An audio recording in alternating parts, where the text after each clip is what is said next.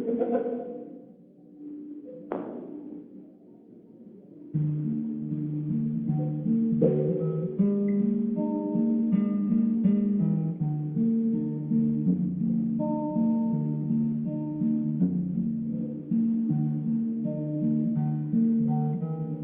everyone, and welcome to F-Bomb Friday.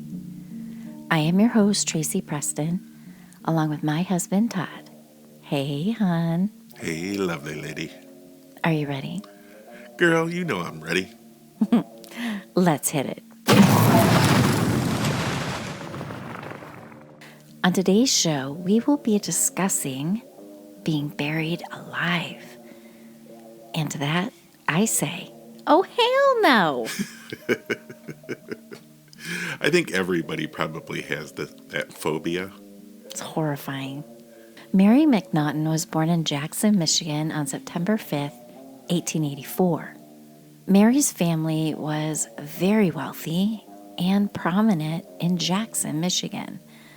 Her grandfather, Moses A. McNaughton, arrived in Jackson in 1841, just 12 years after the city was founded. Grandpa Moses had quite the resume. He was a pioneer, a doctor, a railroad developer, a real estate man, a state senator, and when Mary was a toddler, he was the mayor of Jackson. Needless to say, the family was well off. Mary's father, Robert, was a partner in the family business, and he and his wife, Elizabeth, raised their 4 daughters in a mansion on Blackstone Street. In the summer of 1892, an outbreak of diphtheria and typhoid fever ravished the city.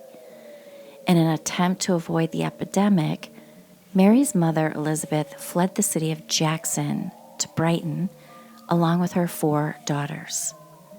Shortly after their arrival in Brighton, Mary suffered from peritonitis, which is an inflammation of the tissues around the abdomen that's typically caused by an infection. For Mary, the likely cause was from a ruptured appendix. On July 18th, little Mary passed away. She was just 7 years old. The family returned to Jackson and laid Mary's body to rest in the family plot of Oaks Cemetery. The cemetery was later called Oakdale Cemetery and is now the privately owned Hillcrest Memorial Park. Soon after the funeral for little Mary, her distraught mother Elizabeth woke hysterically, screaming from a horrible dream. She dreamt that her daughter Mary had been buried alive. To calm the grieving mother, it was agreed on and Mary's coffin was exhumed. The casket was opened and the mother's fears were realized. There were scratches and claw marks on the inside of the lid, as if Mary had tried to claw herself out from the grave. As the years passed, the legend of little Mary grew to include that her spirit can still be heard crying and scratching the lid of her coffin. It's also said that the little girl's ghost can be seen hovering over her grave like an angel. Over the years, little Mary's gravesite was a popular spot for thrill seekers and curious minds. As it often happens with the graves of the legendary tales, Mary's gravesite was frequently vandalized by the 1970s. This, however, had been halted as the property is now private and not accessible to the general public. Well, good, because that's just awful. I know. How many times have we heard about that, something like that happening? What's the shit with vandalizing? I don't know. I don't get it. Makes me mad. But that's not the only story of someone being buried alive in Michigan. Oh no. Dorrance Williams was a land surveyor that moved to Battle Creek in Calhoun County from Ohio back in 1828. he purchased approximately 400 acres on the Googwak Prairie, just south of downtown Battle Creek. On August 23, 1846, Williams reportedly passed away due to kidney difficulties. He was buried in Oak Hill Cemetery, and then in 1887, his grave was dug up so he could be moved to another section of the cemetery. His body was found in a position that was not the way he was laid to rest. His head was turned to the corner of the inside of the coffin. His knees were pulled up to his chest in a fetal position, and his hands tightly clasped together as if begging for someone to save him from this terrifying death. Although it's extremely rare for someone to be accidentally buried alive, there are a number of documented cases globally. In this day and age, it would be nearly impossible for this to happen. Modern medical practices have reliable ways to determine death, and burial practices usually involve embalming, which would make survival impossible. However, prior to modern advancements, the fear of being buried alive, which is called taphophobia, was prevalent in the Victorian era. This led to many inventions of safety coffins. The most common safety coffin used the bell system. It involved a bell that could be rung by pulling a string attached to the decedent's hands or head, alerting someone above ground. Other designs included tubes to provide oxygen to the person buried alive. Some coffins were equipped with spring-loaded lids, designed to open with the slightest movement, potentially allowing a person accidentally buried alive to escape. In some cases, ladders were even put in graves to aid in their escape. Despite the inventions, there are no documented cases of anyone successfully escaping being buried alive using a safety coffin. As an extra treat for you, and along the lines of being buried alive, I've also added the urban legend of Dunn's Tomb to this segment.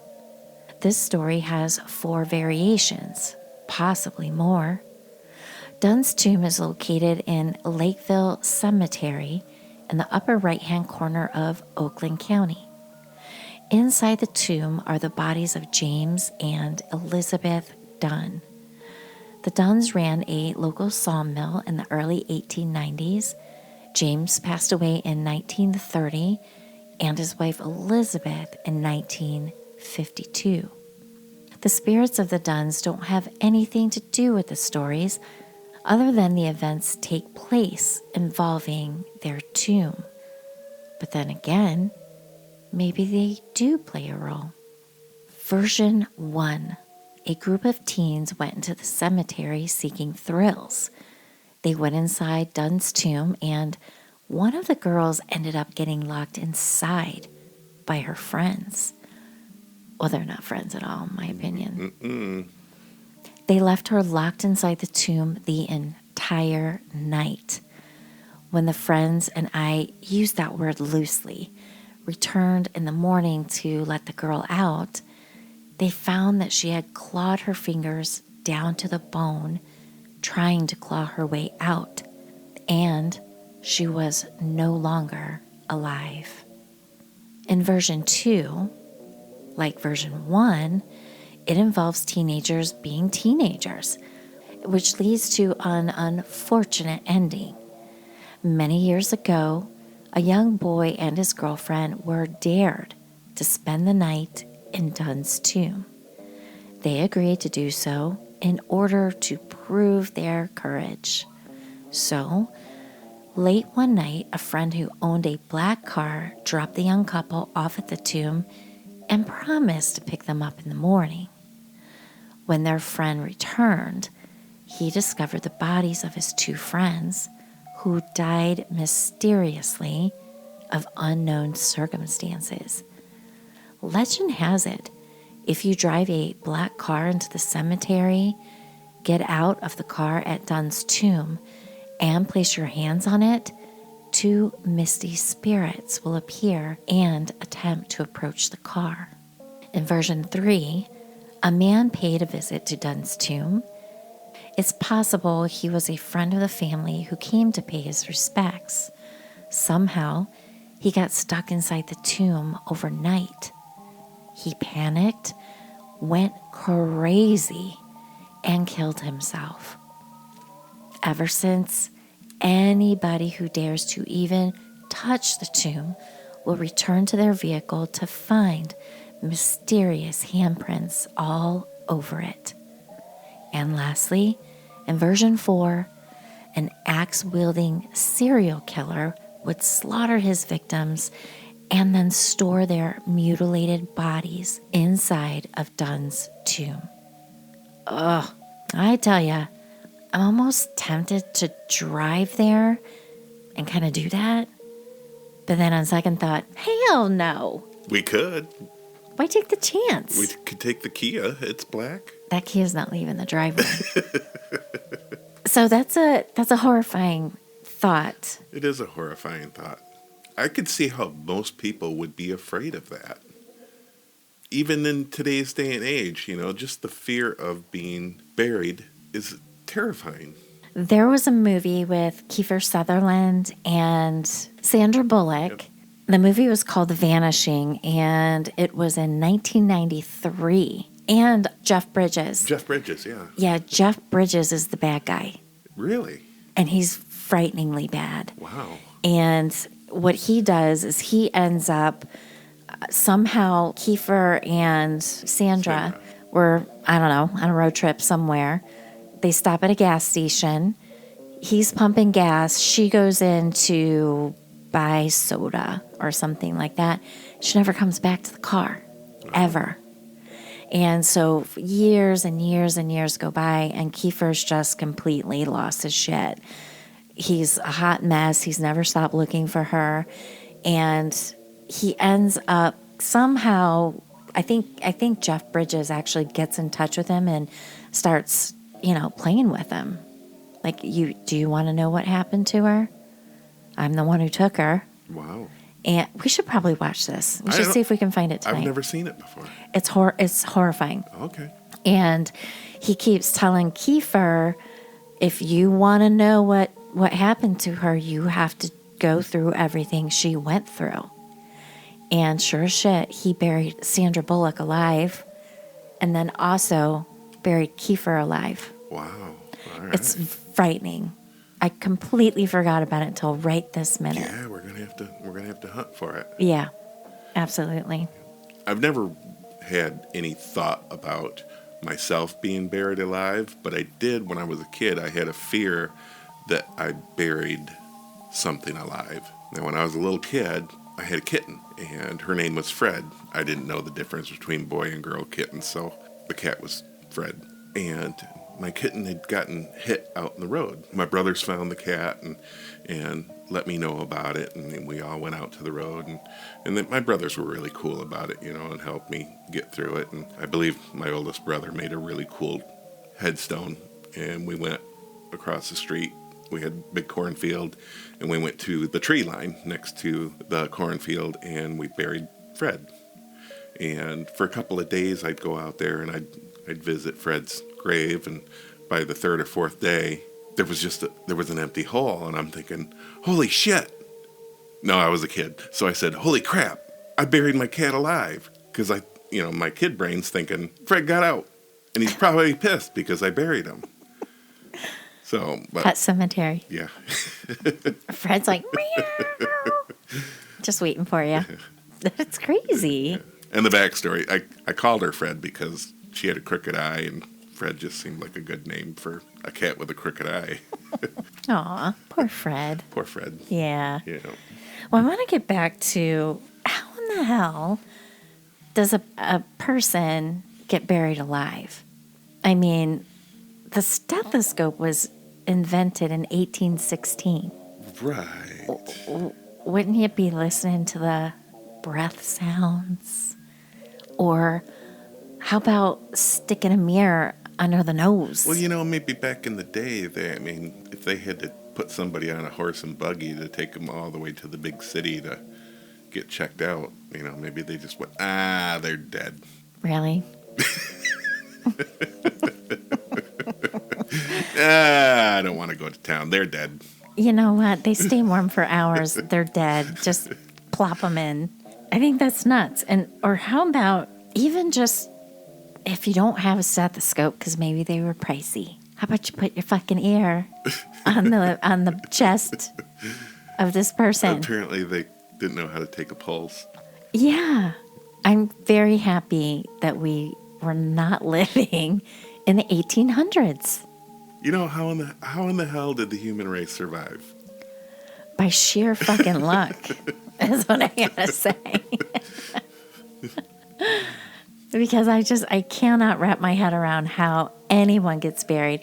And I have heard of the bells. Yep. I've definitely heard of the bells. And I think maybe like in England or something, they have the cemeteries with there's like some kind of a stick or something with the bells on them. Yeah. And you drop how about just not putting the dirt on it? How about putting a shim? How about give it 24 hours? We're gonna listen. This is the new protocol. Put a shim, lower it down, and no dirt. That way, if someone is truly buried alive, they can just get right the heck out of there. Oh, and put the ladder in there. Yeah, put the ladder in there. Help them get out. How about not even take the belts off? Right, because they lower it down halfway. Well, I don't know if they did that back in the day. They probably just dropped the box. Dropped it in. Boom. Dropped the box. And that's probably what brought them back to life. They were the jolted. Initial drop. Oh, and now the heart's going again. Yeah, it's like a good old thump. Bam. Precordial thump is what that's called. And I've done that. And that shit works. Right. That's old school. Yep. Yeah. In fact, I know I shouldn't be talking about this, but I'm going to do it. Okay. I had a super, super sick patient, status post cabbage, which is open heart. And cabbage? Yeah. You don't eat it. It's an acronym. Oh, okay. Coronary artery bypass graft. Oh, okay. And my curtain wasn't pulled all the way closed. And back then, visiting hours were 3 times a day for 1 hour. That was it. Okay. Right?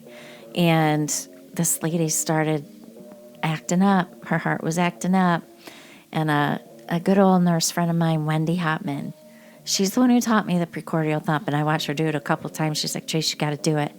And I was all by myself. And I saw the rhythm. I'm like, instinctively, I went, whack. And she snapped right out of the rhythm. I was like, oh my God, I can't believe I just did that. And I can't believe it worked. And guess what? Her daughter was standing outside the curtain and saw me do it. Oh. And I saw her and I was panicking. I'm like, oh my God, she's going to think I just abused this woman. and she goes, she's like, I saw what you did. And I said, oh yeah? And she's like, yeah, good job. You know what? I've been wanting to hit my mom for a long time. Noted. Yep. Wow. That shit works. That's fun. Mm-hmm. It's like whack-a-mole. Oh yeah, you gotta whack them hard. They should have these big wooden sledgehammers handy in hospitals for that reason. Oh, hon. We're gonna lose them. Whack. No. No. It'd make it funner. Mm-hmm. Moving on. Nope, I lost a mole. Yep. That was a good story, hon. That was pretty good. And we got to give props to Becky for prodding me in that direction. Yeah, big props to Becky Hires, one of our researchers and writers. Because I had a story I was ready to do, but I kind of rushed this one in because I got all geeked about it. So. Well, this is a good little tie-in to the story we did on Monday. Exactly. Right? Yeah, related to the resurrectionists and really bad funeral homes not doing the right things, throwing bodies in the ceiling. It's quite a creepy week we've had with the stories. What's new? It's so true. Yeah. It's so true. Yep. Lots of bodies. Bodies. Let the bodies hit the floor. See? We can make anything fun. We can. We can. We can. Because we are twisted. Well, all right, hon. Do you want to sign us out? I do. You better lock your doors. You better lock your windows. And you might want to check under your bed. You just might have 3 witches like I did. And if you do, ring that bell. Or whack 'em. Have a great weekend, everyone. Have a great weekend, and we will see you on Malice Monday. We will see you on Monday. Help me.